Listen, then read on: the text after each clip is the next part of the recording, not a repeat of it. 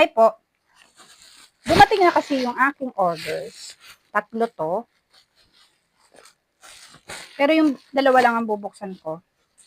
Kasi ginagamit ko to sa aking business na laminating. Malaki. Yung mga ID sizes pala na laminating film, wala talaga siyang tag 10 o kaya tag 20 pieces. Talagang pag naka-box talaga, mga ID sizes, talagang tigwa 100 pieces siya. Pricey naman talaga. Ito yung 3R. Kasi meron na akong 2 na na-order before. Maganda talaga silang magbalot. Lalo na yung QUAF na laminator machine.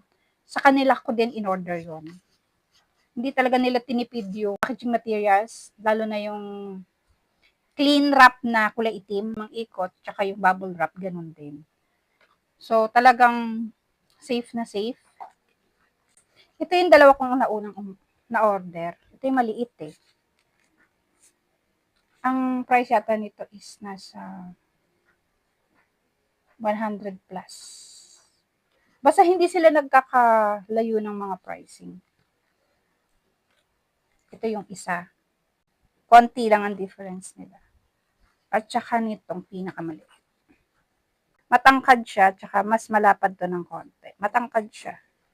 Konting-konti lang. Tapos dito sa side, malapad lang siya ng konting-konti. Yung 3R.